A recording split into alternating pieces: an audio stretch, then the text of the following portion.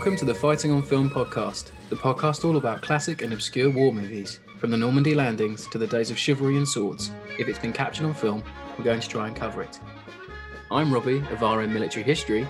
I'm Matthew Moss of Historical Firearms and the Armourer's Bench.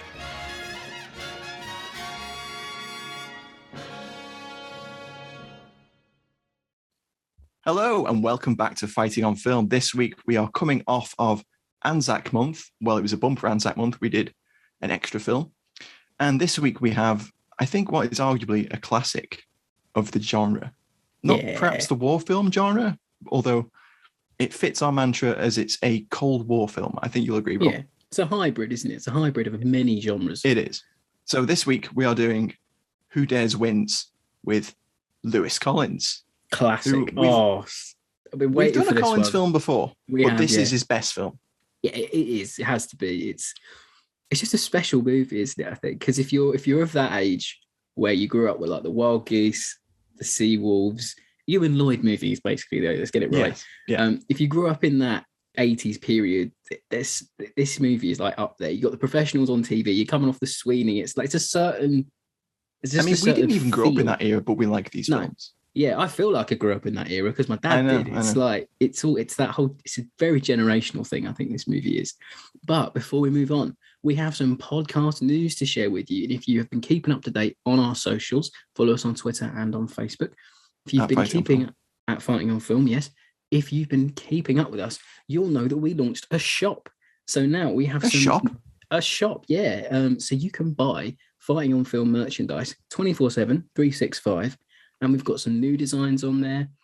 Finally, there are some FOF badges, like a patch of our logo. You can finally get one of those. Looks great. Yeah. Matt designed a SSVC style FOF logo t-shirt, which you can purchase as well. There's plenty on there. If you go to fightingonfilm.com, there's a section for the merchandise store just below our Wall of Fame. And talking about our Wall of Fame, we recently updated our Patreons. Tiers. So if you want to get involved in the supporting cast, there's never been a better time because we've introduced a £2.50 tier where you can take part in our Patreon pick votes, which is always really popular. We put up 4 movies and you get to vote as a member of the supporting cast every month. So you can affect what movies we do, and it's always fun choices. And also you just get to be a part of the gang. And if this isn't enough, you get 10% off the FOF shop. So please go over to fightingonfilm.com again, and you can find our Patreon link there. And you also get to ask questions to guests. Yes, you do. And we have an absolutely cracking guest coming up, which we aren't going to announce just yet. Shall we announce it? Yeah, go on. I think we should. We've got Jim Dowdle, who is perhaps one of Britain's most prolific stuntmen, armourers, coordinators in the business. And he's very kindly agreed to come on the show this month. So that episode's going to be recorded this month sometime, and then we'll let you know when that's going to drop. But at the moment, we have a post up on Patreon for the supporting cast to ask questions to Jim, and we'll put those to him when he comes onto the show. So we've had some great ones already. Yep. Rob and I have been thinking of some as well. It's going to be a great show. So yes, as Rob said, now is the time. If you want to get involved and support the podcast, which we very much appreciate, then definitely go ahead and check it out anyway. Yeah, of course. And thank you very much to our existing supporting cast members for helping us create the podcast every week. And to everyone for listening as well. Yeah, of course. And whether you are a Patreon member or not, we love every single one of you listening, regardless. So moving on. So Matt, do you want to give us a lowdown of the plot? Because it is a little bit complicated at times, this one. It is a little bit. So the one sentence plot of this film is a revolutionary... excuse me. A revolutionary dance troupe stormed the US ambassador's residence and demand a nuclear bomb is dropped on a nuclear submarine base, and only one man can stop them. James Bond, no. That sounds so Bond, doesn't it? Yeah, it really is. So yes, the plot of the film is Lewis Collins plays Peter Skellern, a captain in the SAS, who infiltrates some left-wing terrorist revolutionaries who sort of co-opt the CND movement, and they hijack an embassy when foreign dignitaries are visiting, and the only man that can stop them is Skellern, is Lewis Collins. That's pretty much it. I mean, the plot is way more complicated than that.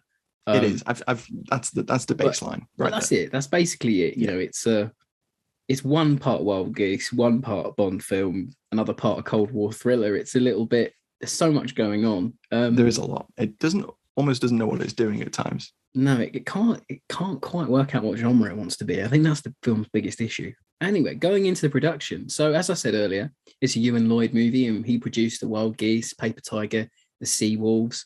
You know, they're all that kind of adventure-y war type commando book. I noticed you're not mentioning Wild Geese 2 there. Yeah, it's all right. It's not what it's not what it should have been, really, is it? No. But anyway, that's for another day. That one we'll have to cover that one, Matt. We'll have to. I know it's coming. It's coming. Yeah, it's going to happen. He was inspired to make the film after watching the 1980 Iranian Embassy siege, because his offices, I think, was near it. And then after, he registered names for a potential film about the siege, and then he started the process of getting the film made. And an outline for the plot was written by George Markstein, who co-wrote the 1967 Stanley Baker film Robbery. It's one of his biggest credits. That initial outline of the plot was turned into a novel by James Follett, who is an action writer. He wrote like pulp novels and action novels. And he wrote that novel in 30 days. And then that book was turned into a screenplay by Reginald Rose. So 1980 after the Iranian Embassy siege. Wow. September 1981, they're filming the movie. It's whirlwind. It went from being a screenplay to a book to a screenplay to a book to a novel to a book to a screenplay. Yeah. It was an idea in Lloyd's head, then it was on paper, then it was on paper somewhere else, then it was on paper somewhere else, then it was in Lewis Collins' hand in under about maybe a year. It's impressive turnaround, but yeah, it really is. And as I said, I know from a lot of the contemporary media around it that was put out with the help of the production company to the press. There's a lot of the emphasis that it's not about the Iranian Embassy siege. No, and Lloyd purposely said that he didn't want to make it about that because he knew that he couldn't match the dramatic, of course, nature of the raid itself. It's one of the most famous raids ever filmed, isn't it? It's it is. How are you going to improve that? But they do their own thing with it, I think, and they get the beats in there. They do it in their own way. They do. There's some nice little nods that I'm sure we'll talk about. Really nice nods. We'll get towards the end. But filming began in September 1981. It was shot in 9 weeks, and it was advised by former SAS members. But there was initial pushback from the regiment themselves, and then elements of the movie were changed, and the SAS were a little bit more soft towards the film. And Lloyd said, he told the press, the LA Times actually, he said, after that change, they opened the door quite widely and even provided 3 military helicopters. They were Westland Scouts in the end, actually, by the Army Air Corps. And Collins spoke to Richard Whiteley in a 1982 interview. He said, the film doesn't disclose any military secrets, but what you do see is the inside of Hereford, although we've jazzed it up a little bit. It's a little bit James Bondy. All the SAS things in the film are accurate, that I can say. I know that. Well, we have a bit of a source for this, so we got a little bit of information from someone in the know. Can't really say much more about that, but we know that the SAS aren't in the film. So there's some sources that say that the people doing the rappelling and the room clearance stuff are SAS. Can't say for certain, but we were told by someone in the know that there's no SAS personnel in the film, but they did act as advisors and trainers. So they trained guys to do the rappelling, they trained guys to do the room clearance stuff. And all of this is based around the Counter-Revolutionary Warfare Wing, which was an element of the SAS. And apparently guys from the CRW wing were involved in the training of Collins and some of the other people in the film. It's really interesting because apparently throughout the film, there's characters, the SAS troopers, etc., and personnel that are name-checked with names of the advisors. One of them at the beginning of the film, actually, when they arrive into the camp, there's a chap stripping a 9mm Browning down, and he's name checked as Neil. And one of the advisors, I'm told, his name is Neil. Okay. And that's the case with a couple of the other guys as well. So they've worked them in, they just haven't shown their faces. Exactly. I get it. Yeah. So according to our source on this, that beginning sequence where we're introduced to Skell in a kill house training room. Some lads burst in with pistols and shoot some targets around him, and then he critiques what they've done. He tells one of them that he was framing in the doorway, and another one wasn't looking at the targets; he was looking at the floor. and this sort of thing. And apparently that is similar to a demonstration that the SAS did for the production team. So the production team were invited down to Hereford, SAS, the camp, and they were shown one of these drills in the room. They were in the room when they did it. That's really so cool. they set it up for maximum effect. Yeah. And as you said there, like the SAS got a look at the script, and there were certain things in it they didn't like. I don't know what they removed. There's stuff about trade unions and all sorts of other bits that were removed, apparently. Because there's another interview where sorry to interrupt, there's another interview where Collins said that the original script had him doing a lot more action type roles. So I wonder if they'd hinted at more soldiering. Yeah, maybe they'd had some more SAS raids planned, maybe at the start. Maybe that's how he gets introduced, and then they cut it because maybe they represented the regiment in a bad light. Who knows? Don't know. Well, the MOD obviously had a look at it, and then they handed it off to the SAS to get their input as well.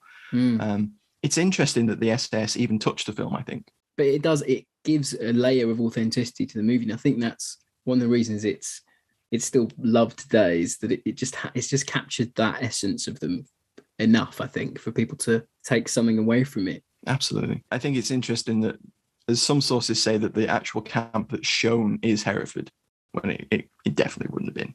There's no way the SAS would have allowed a film crew to actually film inside the camp. It might be on a barracks, but it might not be Hereford barracks. I couldn't find out. I'm sure they're doing things that look SAS-y, let's put it that way. So, room clearances, rappelling down buildings. That's all stuff the SAS trained to do and still do. Of course, yeah. But, the stuff where they're on like a scaffold and they're doing pistol drills and rolling around and stuff, that is a little bit, like the James Bond sequences where they pan past a load of ninjas doing stuff. It's kind of like that, isn't it? Yeah, it's like elevated reality a little bit. Yeah. It's like that Wayne's World scene where he opens a door and there's a load of ninjas training. And he goes, "What was that?" And he's like, "Well, I always wanted to open a door into a room of ninjas training."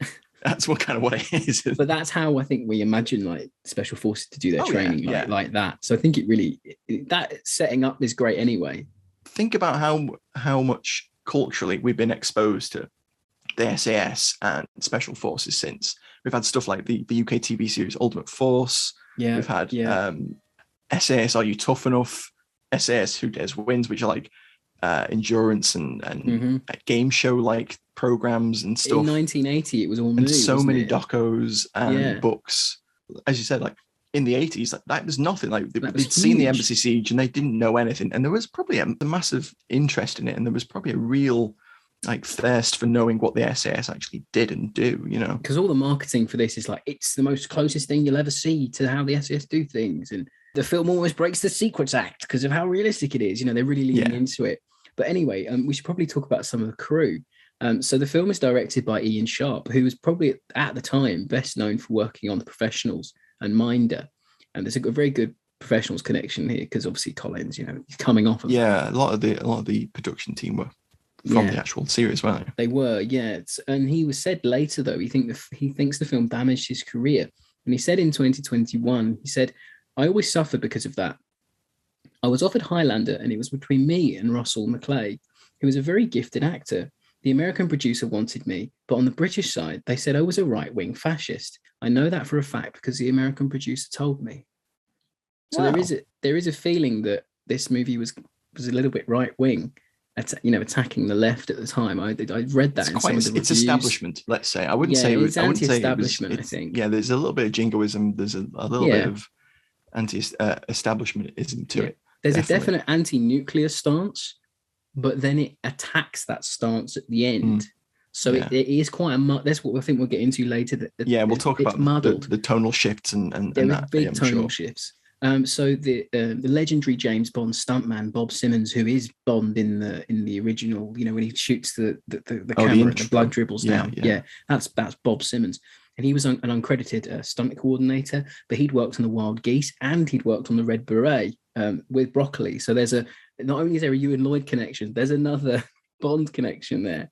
Wow! So this is why I think it feels like a Bond movie, because there's so many people that are involved in this one.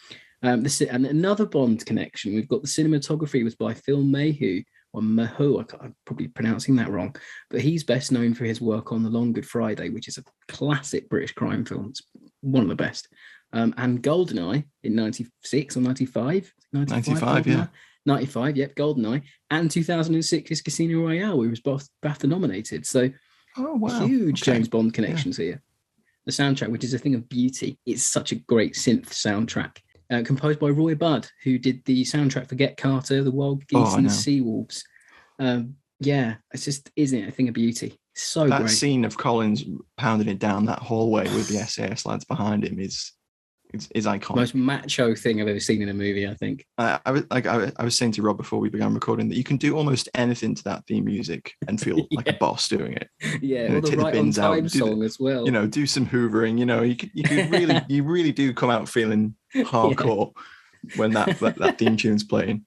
It really does. But it's for proper tension and like ramp her up sort of beat. Yeah.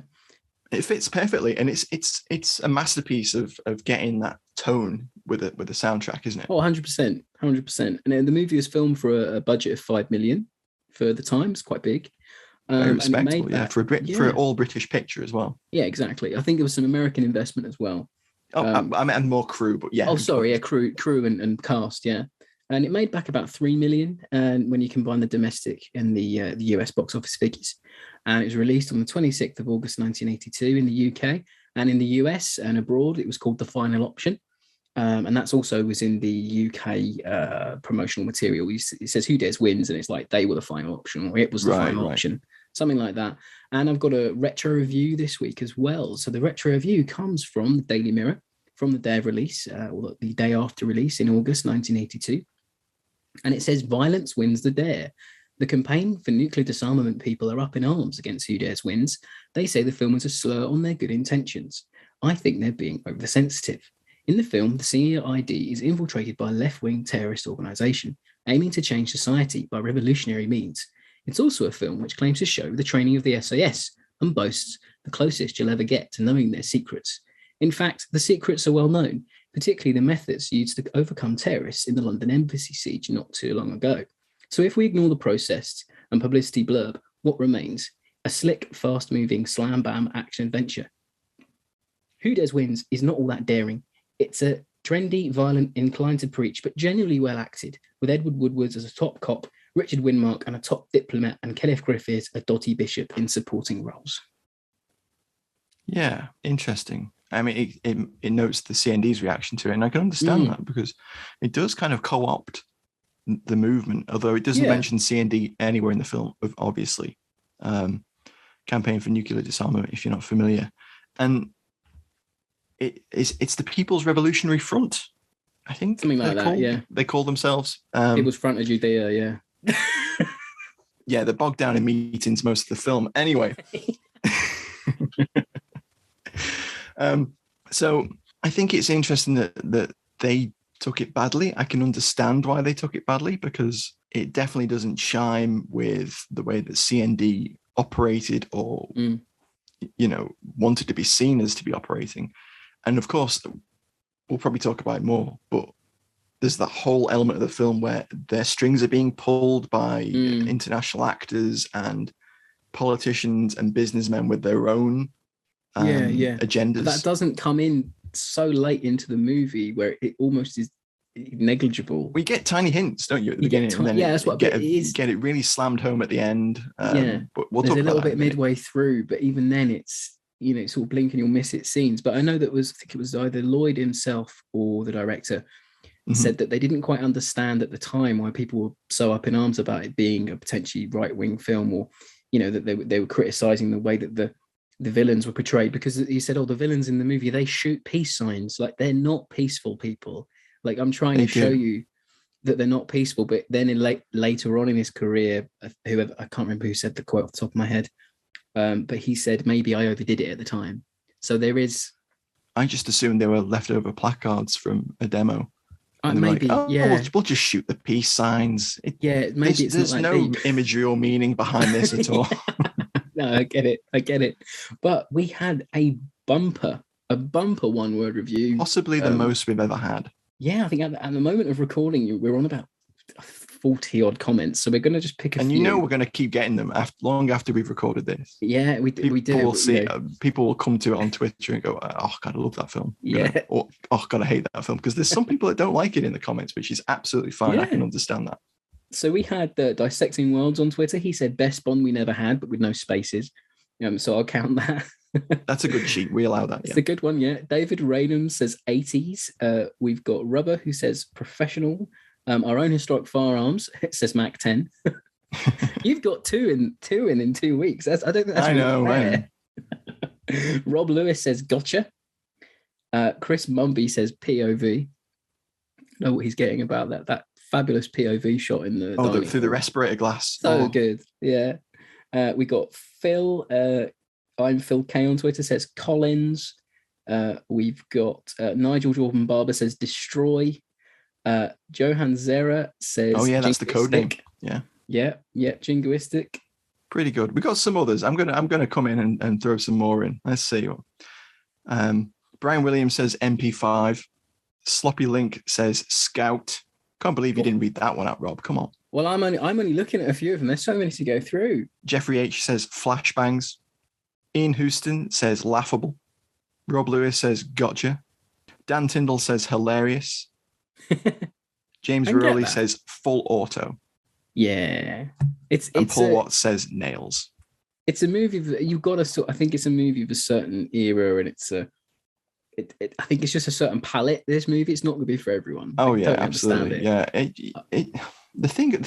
This is final thoughts almost, but the thing with the film is it shifts tonally so many times. Yeah, I'll get into that more later on. But you're right. It is a tonal shift every 15-20 minutes. It can't make its mind up. But Matt, do you want to? We talked about a little bit about the cast in that review, but do you want to enlighten us on just how many beloved British actors are in this movie? Strap in, everybody, because this is a long one.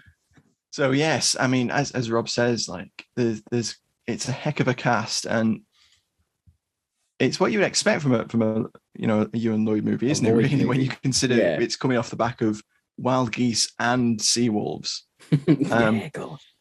So we've got Lewis Collins. This is his first lead role in a film. This is off the back of The Professionals, as we've said. We've already covered his next film, codename Wild Geese. And then he has a couple of other action military type films, including Commando Leopard in 85 and The Commander in 88. His last pseudo-military role, of course, was Colonel Mustard in the 1991 Cluedo series. Yeah, I just to butt in very quickly, I think it's the potential career that Collins had snatched away from him is just so. You see people say that time and again, though, don't you? Yeah, he got looked over for Bond. He was meant to do a sequel to this movie, which was going to be a Falklands War film, reprising the role of Skellen. It's just, he was going to be exactly. He signed on with Lloyd to do a 3-picture deal to do a film called Macau and a film called, not a film called Wild Geese 2, but they just never came to fruition. And it's such a shame that he never got to do the things that he could have done. Because he's just for the time, he's like a proper macho, rough and tumble sort of actor, but it's such a shame for me. He's got a lot of screen presence, and for a first feature film, this is really good, I think. Oh yeah. There's some bits there, bro. People, we'll get into that later, but he is solid in this. And then he's supported by Judy Davis as Frankie Leith, the leader of the terrorists. She's an Australian actress. She was in Passage to India in 1984. Lots of supporting roles in films and TV. She played Judy Garland in a biopic in 2001. Richard Widmark, an icon of Hollywood cinema. His military films include Halls of Montezuma in 1951, The Frogmen in the same year, Destination Gobi in 1953, Take the High Ground in the same year, Hell and High Water in 1954. He was Jim Bowie in The Alamo in 1960. Judgment at Nuremberg in 1961, and the Bedford Incident in 1965, and a real Cold War classic. And then in terms of British cast, we've got Edward Woodward, who we mentioned earlier, and he plays Commander Powell, who's a senior police officer, and he's best known for things like The Wicker Man in 1973. Other military films include Stand Up Virgin Soldiers in 1977. He was Breaker Morant in Breaker Morant, Harry Morant. The Equalizer. Callahan. He was the Yeah. equalizer. He was also in CI5, The New Professionals in 1998. Yeah. And That was trash, by the way. Let's get out of that. I've never seen it, and it sounds like I shouldn't. And his final film was Hot Fuzz in 2007. Yeah. He's great. I mentioned that because there's someone else who appears in there as well. Robert Webber plays General Ira Potter, who is I think he's the chief of staff, and he, spoilers, is shot by the terrorists. He played General Denton in The Dirty Dozen in 1967. He was also Admiral Fletcher in the Battle of Midway in 1976, and he was also in The Wild Geese 2 in 1985. Lloyd does a lot of this, doesn't he? He's like, he does. He pulls in actors that he's worked with before. Even if you like Dirty Dozen, you'll like this one. He's playing it. He's very clever how he casts. I think he's a consummate producer in that way, isn't he? Definitely. Yeah. We've got Tony Doyle as Colonel Hadley. He was a prolific British TV actor, and so was John Dutton, who played Rod, the sort of terrorist second in command. Another prolific British TV actor. And then we have Kenneth Griffith playing Bishop Crick, the Bishop of Camden, I believe he is, as a sort of left-wing member of the clergy. Member of the clergy. So we know him best from Channel Instant in 1940. Of course. Maybe Witty from Wild Geese is the bigger role. I mean, I was going to come to his, but okay. He was also in Private's Progress in 1956. He was in 1984, in 1956.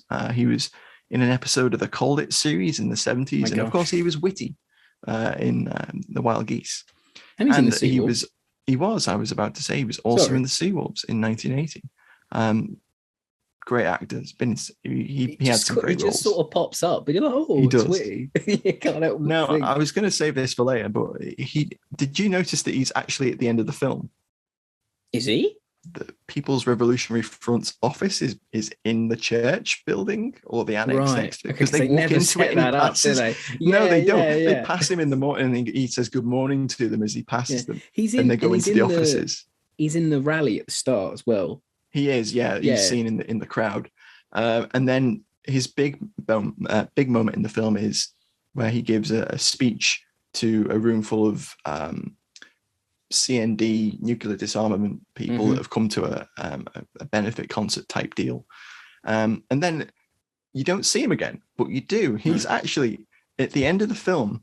Where they're all coming out, the hostages are coming out, and Richard Widmark's character, who is Secretary of State. Is talking to the ambassador.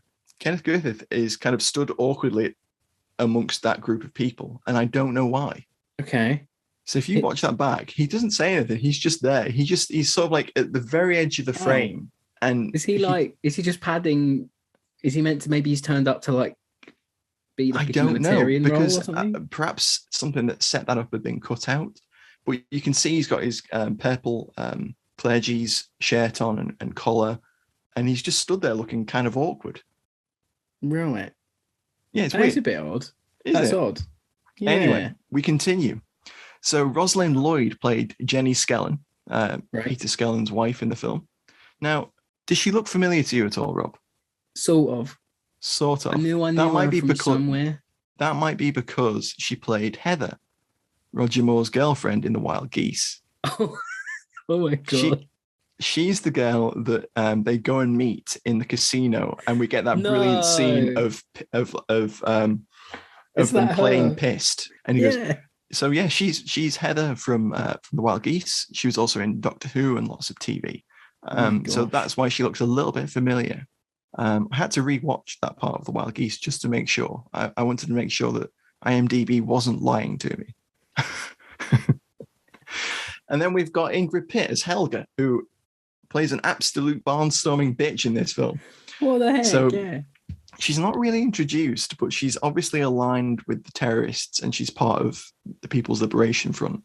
And she's introduced as being this hardcore, very much on the core. How can I put this best? She's introduced as being this very hardcore, business-like, ruthless member of the group, because She murders someone on a bus called bloodily, and then she fights Skellon's well, wife. She kills Skellon's handler, didn't she? She does. Yeah, she does, with hydrogen cyanide in a perfume bottle. Which, my God, is that not a foretelling of things to come? Yeah, oh God, yeah. And of course, Ingrid Pitt, best known to perhaps listeners of the pod for being in Where Eagles Dare in 1968. Yep. Perhaps not as well known for being in The Wild Geese 2 in 1985. And then in 1989, she was in Hannah's War as well. She's great in this one. She's so good. And I'm sure we'll talk about her later because she's in one of my favorite scenes. Definitely. In terms of members of the SAS, we've got Maurice Roves as Major Steele, who I wish there'd been more of him in this film. I would have loved to have seen more of the SAS guys, more of Major Steele and some of the other troopers that are introduced. I think that would have really been great. But I feel maybe their bits were cut because perhaps so. Some of them get lines at the end in the final raid bit, but they're not set up as characters really. No, so not I really. just feel maybe their bits were cut. Yeah, I mean, well, Roves, we know him on the pod from Last of the Mohicans. That's it. 1992. He was also in Oh What a Lovely War, When Eight Bells Toll, Young Winston, Danger XBU, Escape to Victory, and Inside the Third Reich, where he played Hess. Some proper credits in this, aren't there? There really are. Nick Brimble played SAS Trooper Williamson. This isn't the last time he played someone from the SAS because you might remember, Rob, that he played Sergeant Vince Phillips from The One That Got Away. Wow. Do tune into our episode on The One That Got Away and Bravo 20. He was also in Danger UXB and The Eagle Has Landed. Wow. Who else have we got? We've got Patrick Allen as the police commissioner. Now, he had a hell of a career. Just pops up. He has 2 sentences of dialogue and he just fucks off. And you're like, what the fuck? Euan Lloyd, for me, must just have people on retainers.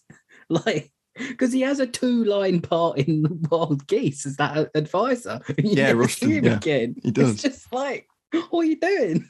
Is he filming this in between doing takes of Protect and Survive? It's just this is as much time he's got left. So, I mean, he has a small role in Dunkirk in 58. Yeah. He's Colonel Mathers in I Was Monty's Double.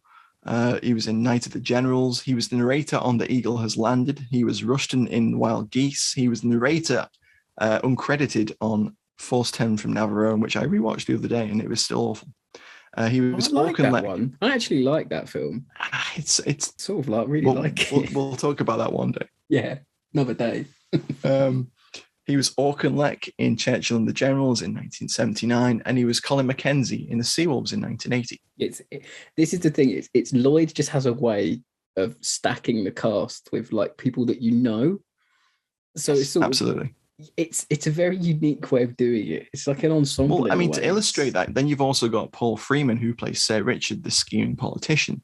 And he was Derek in Dogs of War, which we've covered. Yeah. Don't forget to check that episode out. Yeah. And he was Belloc in Raiders Lost Ark, the year before. And then he pops up in this in 2 scenes, I think. Maybe there's 2 scenes. 3 or 4 lines of dialogue, probably. Yeah, there's really not much. And of course, he was also the vicar in Hot Fuzz in 2007. There's the connection. There's your link. Nice circle there, Matt. I like it. Thank you. And then finally, we can't finish the cast off without talking about what is actually quite a well-acted part. So there's a special branch man with absolutely no lines who just appears when Afron Impeli, I think his name is pronounced, Malik, the character's name, arrives in the UK and he's at Customs Excise. And this he just sinister stares at him for a bit. This sinister man in a Mac sort of comes up behind the counter and looks at his passport. And that turns out that chap is a young Oz Clarke, who is a wine writer and TV presenter now. That's wild. Until Paul told me that on Twitter, I did not believe it. That was on Twitter, yeah. Oh my God. Yeah. The final thing we can mention on cast is the band. I know, I'm going on. It's a long one. We spent half hour on the production and cast alone. Usually we're banging the alley tally right now. Oh my God. Well, the alley tally is going to be something else anyway. But... And the cast just keep on coming. So the band that play at the fundraiser that Bishop Crick gives his speech at is basically Fairpoint Convention, because the majority of that band have either been in or are presently in Fairpoint Convention. So you got you got Jerry Donahue, you got Mark Donahue, Jerry Conway, and Dave Pegg, and they're the band on stage, and they also provided some. Yeah, it's a banger. They actually provided a couple of extra songs and that sort of thing. But I thought that was interesting that they basically got. They're called Metamorphosis or something in the movie. Oh, yeah, I think they are. They're just listed as pop group in the credits, but they are named like they're I know they're basically Fairpoint Convention. It's wild, amazing. It's cool. Yeah. So there we go. We finished the cast. Phew. Take a breath. It's time for the alley tally. Yes, get right into it.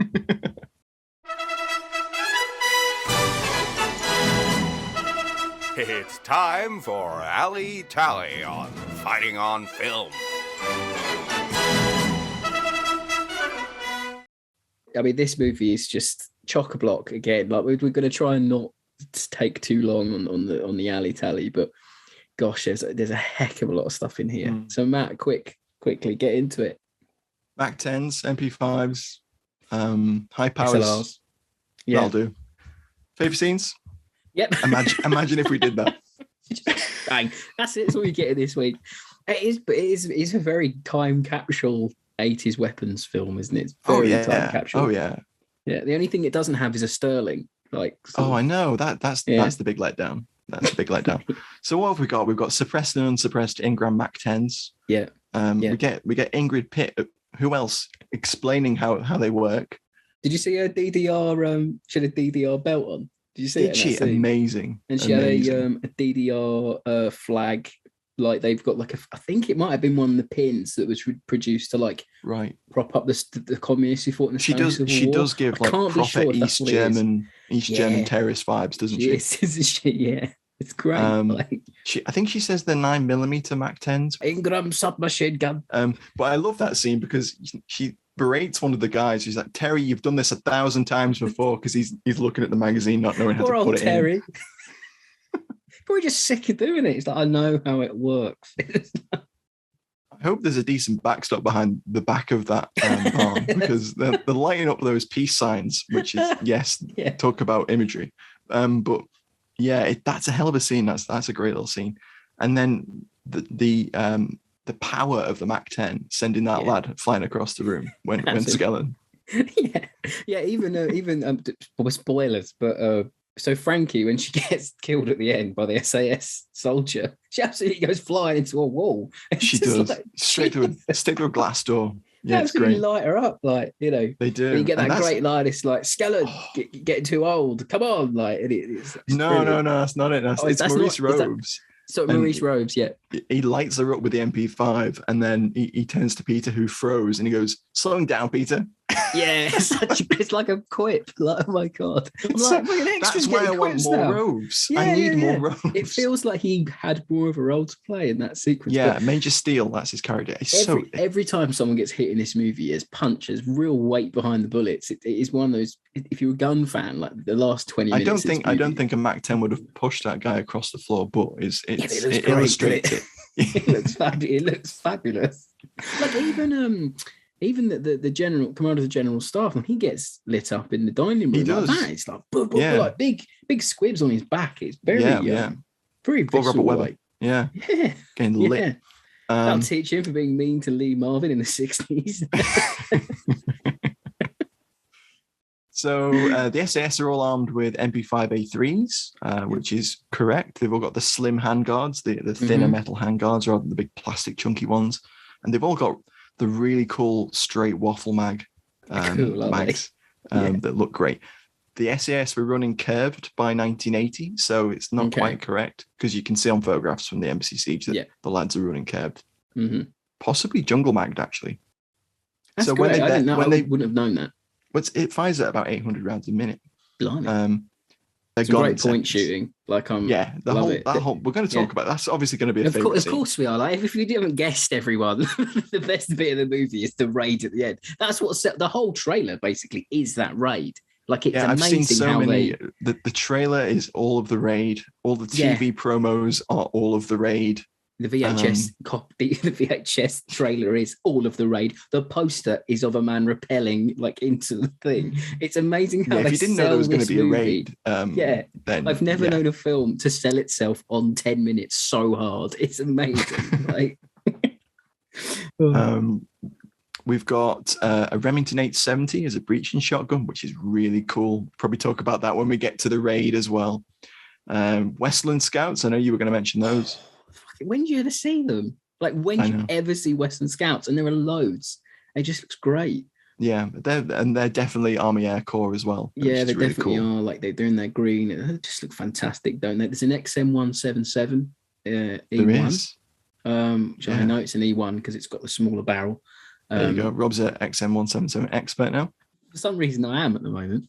But yeah, it's blink and you'll miss it. They fire some blank out of it when the two advisors from America and Germany are doing their own we haven't even version. mentioned them yet. Yeah, we haven't even mentioned them yet, have we? No, there's so much going on in this movie, but blink and you'll miss it. The 68 pattern DPM the lads are wearing in the Welsh valleys.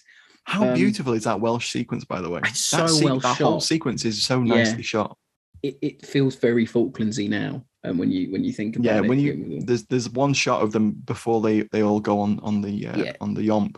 That could be like Mount Kent or something. It could really be. It's like the Falklands. It's the Falklands Lewis Collins film we didn't get in one shot. First generation Range Rovers, very cool. I think very cool. I think they've aged quite well. They look good. I'm not a big Range Rover fan, but they look good in this film. But it's also in the uniforms as well. It's this whole SAS myth because they come with their own like mythos and iconography. You've got the gas masks. You get that really cool POV shot that we talked about earlier through the gas mask holes. I don't think it's ever been done better in a movie, if I'm honest. It does look good. Really, really good. It's the Navy You've overalls. got the radio, like you can hear them talking and stuff. Exactly. Like terrorist dead, second floor, etc. And all that sort of stuff. Going on. It's how it represents them, which I really like, and it also shows you the SAS in regular DPM as well, which I think is a nice thing that they do. Which is good, and it's all the little sequences you see of them like doing their, driving in, getting out of cars, and firing on a house. The tiny little sequence you get of them raiding a house when it cuts back. There's the training sequences are you just want more of Maurice Rose and Nick Brimble doing house clearances. That's sort of what I feel is missing is a whole section of Skellen training these lads up, but then it gets cut. I feel like that's what was probably cut actually. Thinking about it now. What else have we got? We've got Beretta M12s. They kind of differentiate the leaders of the terrorist cell. Frankie and Rod have both given Beretta different M12s, submachine guns, whereas everyone else has got Mac 10s, which is really interesting. Ingrid Pitt has a little stub nose Smith & Wesson revolver. She does. It's cool. There's a little struggle there before she meets her spectacular demise. And then there's the couple of lads on the scouts, the Westland Scouts, as they come in on what possibly is the least likely thing to have happened, like two lads on wires hanging. It looked fucking cool though, didn't it? I can't imagine the SAS were like, that's what we do. How would you release yourself from two cables like that to go in through a window? It doesn't seem anyway.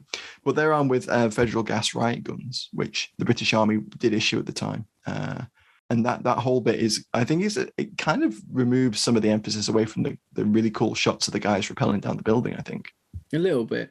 There's a lot going on in that. It's a shock to the senses, that end bit. There's so much going on. It's so frantic. Yeah, it's true. True. It really does sort of override you in the movie. It's a very frantic action sequence, but I love it. It's a bit like the Wild Geese. There's so much packed in, and there's so much cool stuff in there, and it's almost like just what people think, what you imagine the SAS to look like, whether it's actually what they look like or not. It does. It plays into that whole. It's that mythos iconography again, isn't it? Yeah, it is. Exactly. The thing about them taking the wall away so they can blow it, and at the end, like, so they can go in to rescue Skellen's family. Like it just everything about the raid that we sort of know a little bit about, they've taken it and given the movie magic to it. And those sequences are some of the best shot bits in the movie. So maybe there's some really nice cinematography in there. Absolutely. It really is. And I think maybe we should just move into fave scenes because it's very obvious what what the favourite scenes are. I think there's going to be some overlap between the Alley Tally and fave scenes. Hello, Robbie here. Did you know you can support the podcast on Patreon? Join the supporting cast today and gain access to exclusive perks, such as discount codes, our monthly Patreon film votes, and the chance to get exclusive merchandise before anyone else. Search Fighting on Film on Patreon or find the link on our website. Thank you. Now back to the show.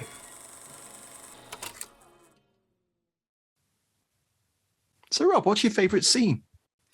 I mean, well, I like the dance at the start. That's a bit good. No, I'm joking. We're going to get into all that in final thoughts because there's a lot to unpack. But it's got to be the raid. It has to be. Like it's so well done. They build up to it. You know it's coming. You've seen it in the trailer. You know you sort of hinted at a little bit when Edward Woodward's having his conversation with Judy Davis, and there's a bit where there's a definite spark to the raid. So the hostages are talking. You've got Richard Widmark. You got Robert Webber, and they're saying, you know, we've got to act. I'm not going to die like this sort of thing. I'm going to die doing something. So Robert Webber's like, I'm going to go for that gun. So he tries to take a MAC-10 off a sleeping terrorist. And as he goes to do it, the terrorist is startled. He fires a burst in the air. The terrorist, number 2, puts a burst of MAC-10 ammunition into Robert Webber's back. And obviously they hear it outside. You get a great shot of the reaction of all the SAS and the police outside running around, getting into full fire positions. You get a great little section of that. And Woodward basically rings the Home Secretary, and then it's like, right, it's on. And then the SAS commander just takes over, and the theme song comes in again, and it's on, and it's so good. You know, Westland Scouts come out of nowhere, lads are tooled up. It's just fantastic. And then people start repelling. You get breaching charges, people going in through windows. I know they recreated. It's a very small section, but 5 or 10 seconds worth of screen time. But a lad gets set on fire, his arm gets set on fire. Yeah, the Ken. He comes to a Ken, it's on fire, and that's definite replicated nod to the actual embassy siege. Yeah, embassy siege. Yeah, and then you get these just sort of treats, like visual treats, like as we said, the POV shot of the men checking the hostages. Yeah, and even, this is the thing. So in those sequences, it's not Collins at all. Collins doesn't do anything of any real action until the last maybe 5 minutes of the movie. And he has, in that section, he has a little bit where he grabs a MAC-10 and pinches ammo from he just bitch slaps a guy in the face. Yeah, that's cold. That's a cold ass. It is. It's a great move. He takes that MAC-10. Yeah. Lights up. He takes very careful aim. Lights up the guy. I've never seen someone aim a MAC-10. Exactly. Props to him, yeah. Lewis Collins does. So he drops the guy at the end of the table, the banquet table, does a sweet commando roll, pops up 10 feet from where the terrorists expect him to be, and then just empties the mag into the guy opposite. And then he gives the MAC-10 to some of the hostages and said, if anyone comes in this room that's not SAS, fucking kill them or something. Like, or if any of the bastards come in this room, shoot the bastards, And then it's just the systematic part of the SAS coming in and doing their job, and that is your climax. It's a very well set movie just to get to that point, and that's unfortunately for me where the movie falls down. We'll talk about it in a bit, but that whole 10-minute section, it's just worth watching that because it's so well done, isn't it? So they're clearing rooms. There's 2 men per door with MP5s. They're throwing the flashbangs in, which reportedly were developed by the SAS in the 70s.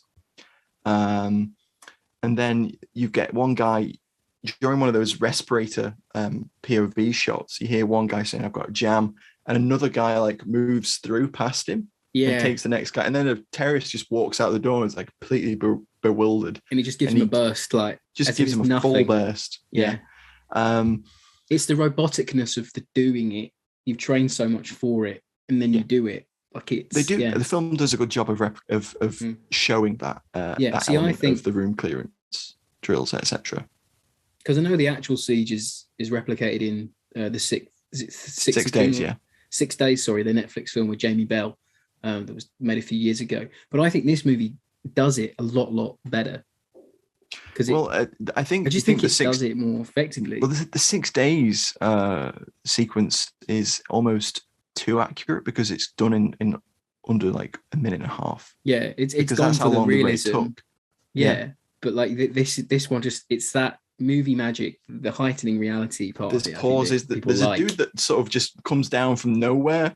Yeah, because there's a terrorist on a balcony with a Mac 10. He just repels down it. Yeah, and he repels down and just shoots him as he passes, and then he hits the floor and pulls a load of rope through a carabiner and gets up and runs off. And then I think you get. I mean, it's one of the best running sequences in one of these action movies. It's the best 15 seconds ever put on celluloid. It's the best running of down a corridor ever. Like Skellen is found by the SAS team. They obviously recognize him. He's called by his first name, his actual name. And he says, oh, so nice to hear my name again. Come on, lads. And he runs down a hallway, and the theme music kicks in again on me. So he's in command again. And they run down that section, and it's buff, like up pumped iron Lewis Collins. He's never looked so tough. Running down a corridor with a Mac 10 at the low carry with his SAS mates behind him. And I'm like, that's your trailer shot. That's you sell the movie on that shot alone, and it's so great. We've sold this episode on that shot alone. I made that promo for the One Word Reviews because it's just iconic. It's so good. Like, it's just brilliant. Like, the only problem with that is like after that sequence and after that running sequence, nothing really happens. Like, Maurice Rose's it ramps so much and there's no way you can go. The movie just fizzles out, really. Well, it does. She comes through the door and she just looks confused. Bewildered. And he does as well. He hesitates. They both look at one another. They both hesitate. And then Major Steele just comes in with his MP5 and absolutely blasts her. She goes flying through a door, plate door. It's murder, isn't it? It's just there's a 2 millisecond like shriek from her, and as she goes through this door, some crumpled heap. It's a weird climax to a great sequence. It is, but I think you can't have any other way. She wasn't going to have a shootout with them. Let's face it. It's that cold coordinated professionalism on the show. I think that's what it is. I think it's interesting because this is clearly that this is the most action orientated sequence of the film. Yeah, but when you think about it, it's not a typical action film where they have a shootout. All of the terrorists taken unawares. None of them actually get effective return fire. There's a sequence where the SAS kick in a door. 3 terrorists empty their Mac 10s into that door. The SAS use a great tactic of coming in through another door, and the terrorists don't know what's hit them. And that's the same throughout the whole sequence. There's another bit where it's sort of like, however well trained you think you are, you're not as good as the SAS. Like that's what it's doing, isn't it? Yeah. Well, there's that bit where Skellen's walking down the same corridor, but before the corridor sequence, and one of the terrorists comes through the door and says, "What's going on?" He just turns around, empties a mag into him. He goes through a plate glass door as well. That's his like Bond moment, isn't it? Like that's his.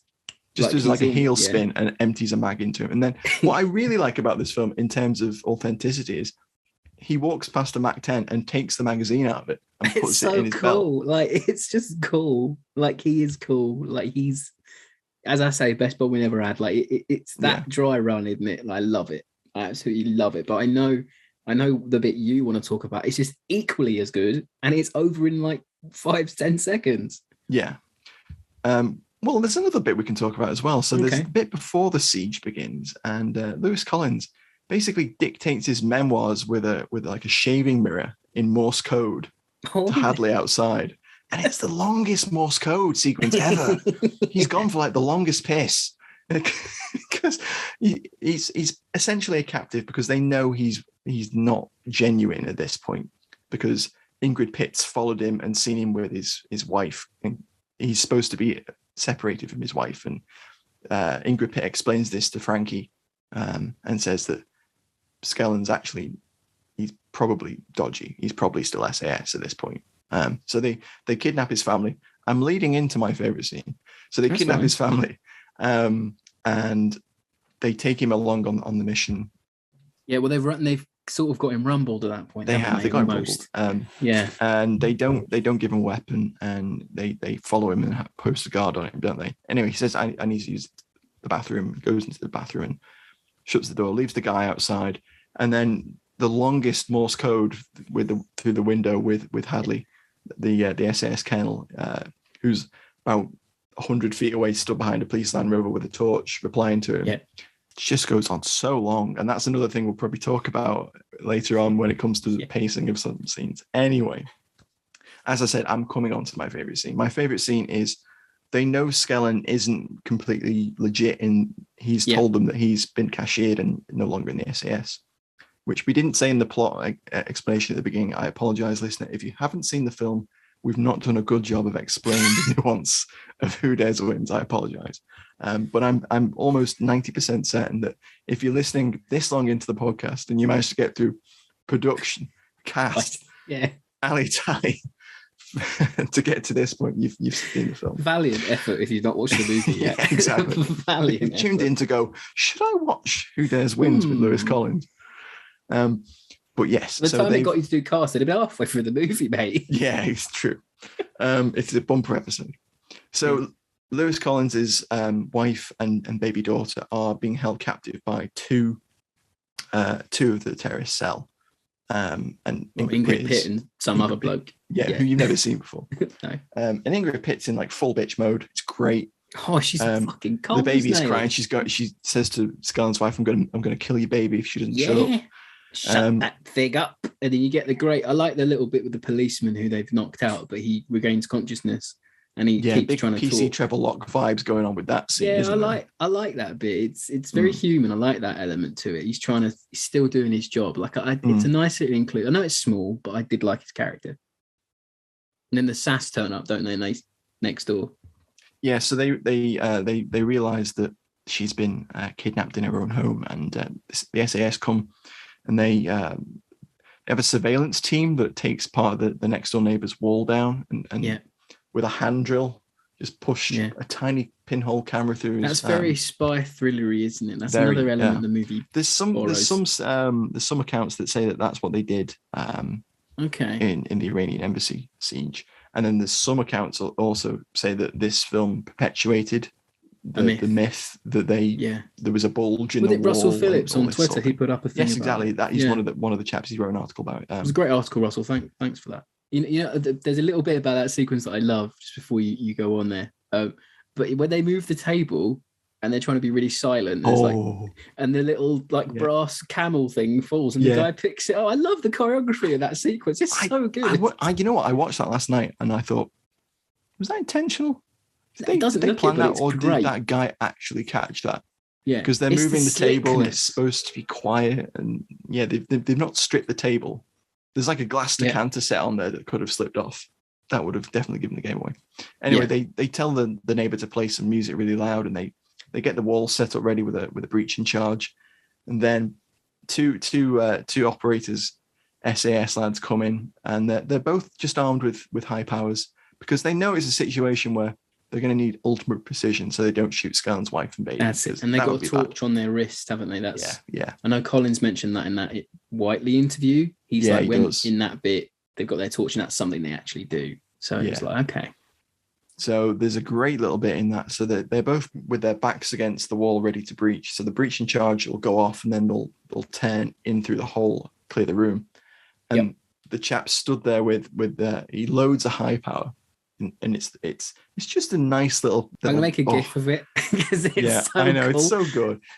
So he loads a mag, and then he just drops the slide, and they're ready to go, and they blow the wall. But it's 2 like seconds. He checks the round's going to chamber, and then he slides it's almost like a press check. He just chambers the round. It's so fucking cool. But the charge goes off.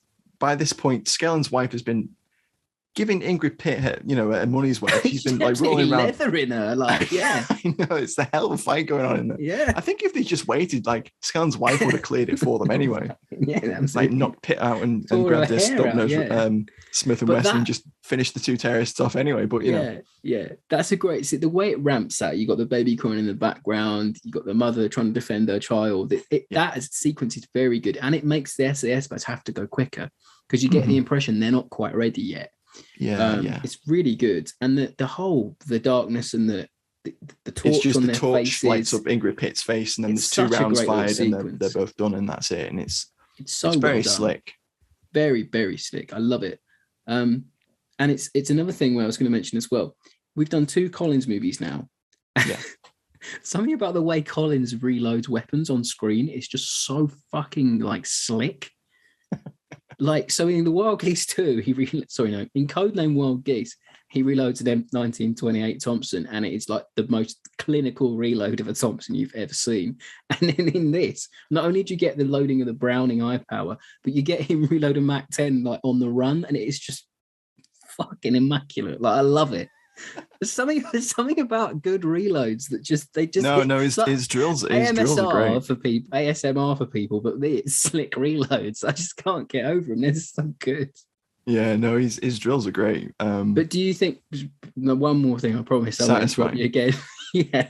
Do you think the guy who cocks that Browning is the same guy at the start who had the issue with the Browning? Yeah, so that'd be great. That'd be great if it was. But there's no way of knowing because the guy's got a balaclava on and a respirator, so you can't see his face. But it would be great because at that beginning, there's 2 exchange officers that are coming to learn from the SAS. We talk about them yet. Oh my god, the Rangers. So I'll just throw these in now. So they're throughout the whole film. They're kind of a plot device. And they drive in a Range Rover and they stop at the gate. Introduced to Nick Brimble's character. Who's stood on sentry with an MP5. Nice. They'll exchange, and then they park up after they've passed the SAS training camp where everyone's doing drills and stuff, and it looks pretty cool. It's the ninja scene. It's the Bond ninja scene. Yeah. The training sequence. And there's a guy that says to a chap stood next to him, "I've got a jam," and he says, "Well, clear it then." Yeah. I think that's the same bloke because that to me seems like an arc. It would be great. It would be good actually. And he strips. It's probably the only time you'll ever see a Browning high power stripped on screen. It's so good. Yeah. He just strips it, takes it apart, like puts it back together. The High Power Podcast. That's what it sounds like. The Browning high power. It's the best a man can get. Yes. Literally. Yeah. I thought maybe it's a professionals thing because obviously they used them in professionals too. Yeah. Maybe that's it. I mean, there's so many elements of the professionals that go into this film in terms of parts of it feel like an extended episode, and yeah, it does. So maybe we should move on to final thoughts this week.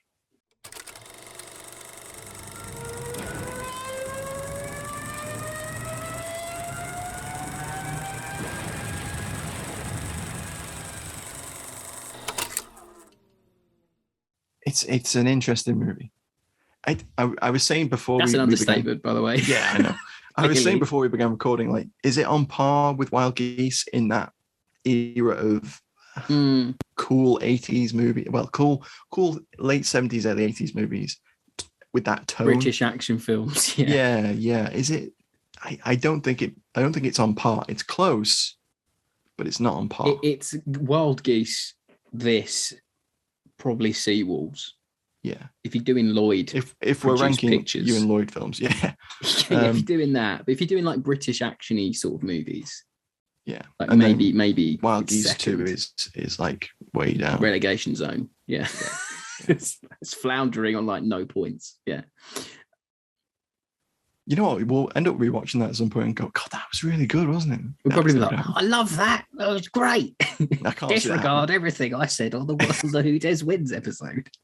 But yeah, it's an oddly paced, tonally weird film. So it begins with MI5, Special Branch, the SAS, Home Secretary, I think, chatting about the People's Liberation Front. They know they're a problem. And then we're introduced to this external puppet master type thing with Malik's character, who's coming in and giving large amounts of money to various organizations. But that's barely hinted upon until the end anyway. So it's all very, And then you get straight SAS training sequence segment.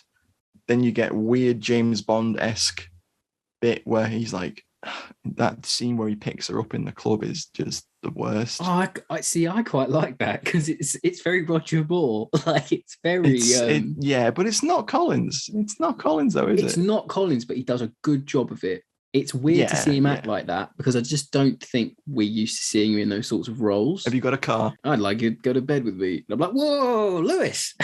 You've not bought her a drink, mate. Like, come on. Well, he did order a vodka for them, but it never arrived. It's like that Family It was Guy that thing. quick, Rob. The drink didn't even arrive.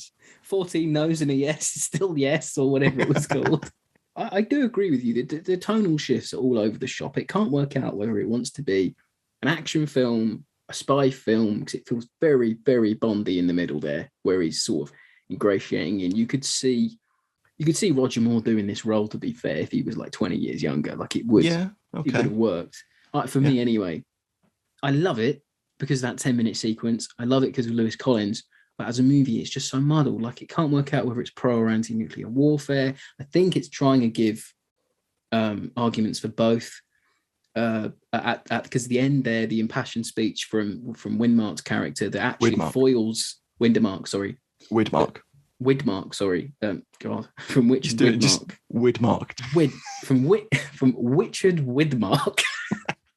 From Richard Widmark. Fucking hell.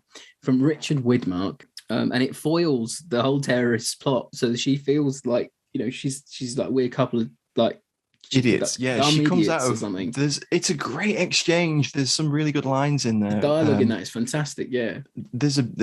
Robert Webber has one of the best lines where he says, "We might all die, lady," and he says something about, well, hell, lady, that's the business I'm in, because he's a soldier. Yeah, exactly. And there's some really great dialogue and discussing should you really be wanting to drop a nuclear bomb onto a town in Scotland, which is also a nuclear submarine base.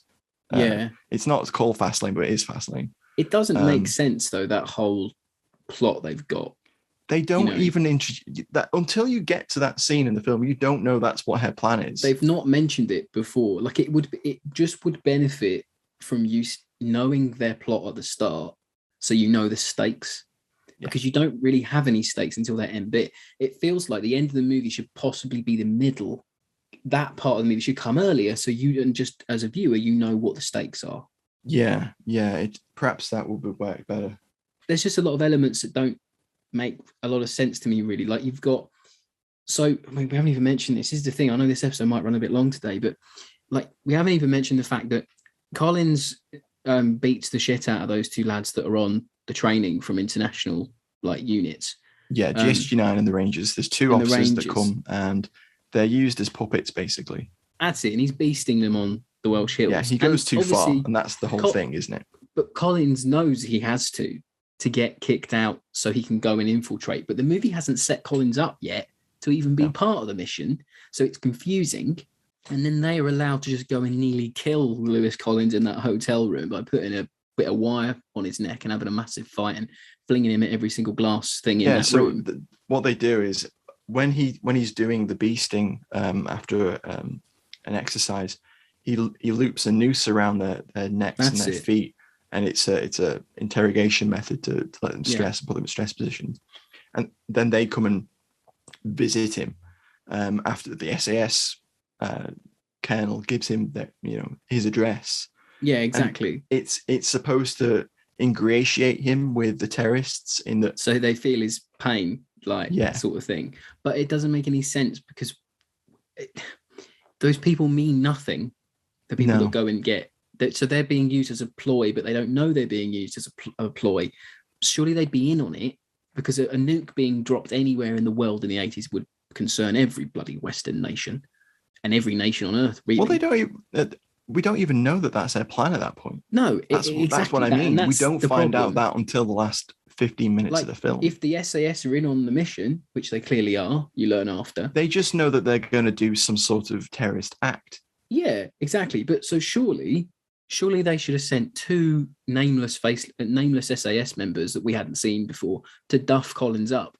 And halfway through that fight, I mentioned earlier to you, like before we started recording, just grab him up by the ear and go, look, just take the beating. It's to better your cover. And then that whole scene makes a lot more sense. You're like, okay, so they're trying to ingratiate Collins with the with the anti-war movement because now he's been beaten up. He's like, there's so much you can do just to make it all seem a little. You don't have to change much, but just make scenes make a bit more sense at times. Because they could have introduced this character a lot better. I mean, that whole dance troupe sequence is bizarre. There's no need for her to be the leader of a dance troupe, Rob. No, let's face it, because it never plays a factor in. No, I know that all the guys that go into the embassy are probably from her revolutionary dance crew. Probably, but it's needless, isn't it? That's my headcanon, at least. But it's not a factor. She's already been seen to be like an editor of a revolutionary newspaper, and she's leading the People's Liberation Front or whatever it's called. There's no need for her to be a rocket in a dance act thing. I think it's one of those things that's trying to cheapen the left stance on the thing, but you look at the weird shit they do. That's how it feels. And that's one of the things that doesn't sort of come off. Like if I was doing a fan edit, that's one of the things I'd cut. It goes on entirely too long anyway. And it's the music is awful. The dancing is terrible. She just stands on a pedestal and looks weird. It's interpretive dance, isn't it? It's doing it is, and that's never great. Sorry to any interpretive dancers out there. Yeah, sorry. Matthew Moss's views are the views of Matthew Moss and not the views of the Fighting on Film podcast. But the point I'd like to make is that along with Bishop Crick's scene and the prolonged fight after the benefit concert thing where skinheads, and that's even hinted to be orchestrated, which is bizarre. Exactly. That's a great bit. I like that bit though. There's like also in the press they'll just say it was skinheads fighting peace people. It would be a clever little sequence if that part of the film had been set up and emphasized a little bit better. But it just goes on a bit too long because we get the whole song. We get to watch awkward Lewis Collins at a rock gig. Just like he just looks really out of place anywhere. He so does. I mean, the club where he goes and watches their dance troupe. He's dressed like Alan Partridge, and in like a club jacket and beige like trousers. Yeah, I know it's supposed to be weird because Rod, the second in command of the terrorists, goes, "Who's that guy and why are you leaving with him?" Yeah. But it's just a bit odd. Anyway, the point I wanted to make was it just runs a little bit too long. It does. It's a bit too long. They could have cut 20 seconds, 30 seconds out of these sequences, and you would have been left going, okay, he's been to a dance number and watched her and met her there. Yeah. It's the pacing that's an issue. It goes on a bit too long. Yeah, it's 2 hours, and don't get me wrong, it isn't a laborious 2 hours. You're not willing the movie to end. I think it just justifies its time, but there's so much the movie sets up at some points where it could have just done a little bit more, maybe a little bit more editing, a tiny bit, cut maybe 20 minutes, 15 minutes, and it's still a very, very solid movie. Another point in the film that does that and is guilty of that is the setting up of Jenny and his wife and child. They do too much of it, I think. He comes in, gives them a present. You think, oh well, I'm going to have to work longer. You won't see me as much. Yeah, it's a bit soapy. He doesn't say I'm going to go away. He goes, I love you, Jenny. And he's got about as much emotion as a plank in that scene. It's flat. The scene where he meets them on his motorbike at a park. Well, that's what gives him away. And breaks his cover. Yeah. Yeah. It has a little bit more to it, but those scenes just fall a bit flat. And while Jenny's character isn't really introduced, that probably would have also ramped up the tension of them being kidnapped at the end. Probably, although those scenes are good, but they're mostly good because of the actors in them, not the way that they've been set up. Yeah, I agree. Yeah, there is quite a lot I'd leave on the cutting room floor if I had my chance. But however, saying all this, I still love it. It's still a great film. Oh yeah, yeah. For all of its flaws and weird tone and being jingoistic and then not being jingoistic. And that was an issue at the time. Like, as you see in the review from earlier, and there's a few other things I found when I was reading it where people were saying, well, what is the tone of this movie? Is it a pro-SAS film? Is it a pro-anti or pro-nuclear war movie? It can't make its mind up. And that's just how I come away from it. I've got to put my fighting on film hat on and overanalyze it. But when I was watching it a couple of nights ago, bag of crisps and a beer, I was like, this is great. Lewis Collins shooting terrorists. I wish there'd been more SAS in the movie. That is the biggest flaw, isn't it, really? Yeah, there should have been more SAS in the movie of them doing training, doing perhaps, a mission, or, more of the actual SAS characters that are introduced would have been great. The sequence in Wales is beautifully shot, those shots of the waterfall, etc. I get the feeling that they kind of wasted the physicality of Collins on doing all of... I mean, he can do it, don't get me wrong. Yes. He can do the undercover infiltration-y bits. And he has some nice lines. And the bits where he's losing tails in London, jumping onto the ferry on the Thames. Oh, that's great. Meeting his contact. That bit where he's walking into the market wearing that white overcoat and I fucking love it. He looked like Roger Moore in The Saint. It was fucking great. Yeah, but all that espionage element is fucking great. But they're just... He can do them, but they wasted the physicality. They should have had more of the action. Could they not have had a sequence of him training up those Rangers and the CS9 bloke up, the two international fellas in? They could have had more scenes of him training them up, and then he learns about this mission, and then he's got to be a right bastard to him. Yeah. Like, they could have just done a little bit more to prop him up as this actiony sort of guy, because at the end it's... I think thinking about it, I think the problem is that the way they've written it, and it's obviously been edited before it's even gone to the be filmed, gone to production rather. Well, I know the script, the book that the script's based on was sent to the writer month by month, like when the chapters were done. Sorry, chapter by chapter. So it's right. Okay, maybe that was an issue there, because I think that's where some of the issues come in. And obviously the script was edited once the MOD had some input. So I think a lot changed, and maybe that hurt the cohesion and the setting up of characters a little bit. Perhaps, but when you take that into account, it's remarkably, coherent. It comes off. It could have been a lot worse. No, it could have been a lot worse. This could be I know it got a few. It was in some of the worst movies of 1983 lists that I found. A couple of them. Okay. I think they're more American lists than anything else, but by and large, the movie is great. The soundtrack is something. Oh yeah. Just on its own, it's worth listening to that soundtrack. It's on Spotify. Actually, you can listen to it very easily. And I know the movie gets repeated on. It was on Was it Great Movies TV or something? Yeah, it was on Great Movies over here in the UK. In the UK, it's on Talking Pictures TV as well sometimes. And I think there's a version on YouTube that's been ripped from the VHS copy out there, so it's findable. Absolutely. But as we say.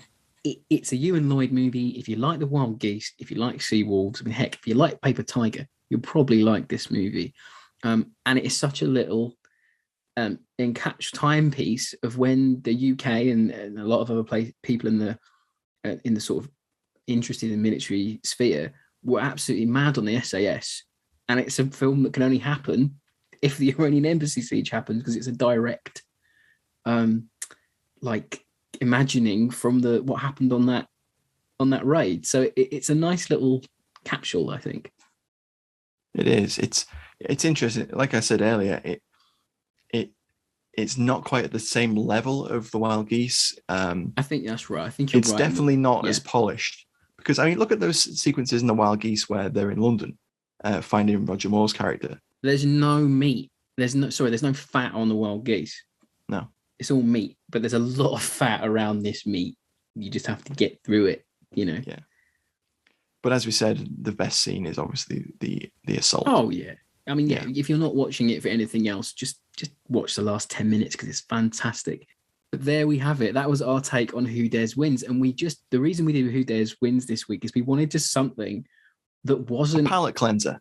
Just a palate cleanser coming off of Anzac Month, which we absolutely love. We love the feedback, and some of the guests we have are fantastic. But we thought, what's the furthest removed? One of the furthest removed movies away, heavy war movies. And we thought, something like Who Dares Wins, because we don't usually talk about the movies that are just outside our ballpark. And it's always a film, whenever it's on, we get atted and people mention to us, Who Dares Wins is on tonight. And the response on Twitter as soon as we mentioned it was astronomical. And I hope for fans of the movie out there, I hope we paid it dividends. So as always, thanks for joining us again. Do remember the shop is now live on the website, and there's that new Patreon tier if you want to become a supporting cast member. We'd love to have you. As always, stay up to date with us on Twitter at Fighting on Film. Find us on Facebook, search for us there, and we'll catch you next week. Thanks for listening, guys. Bye.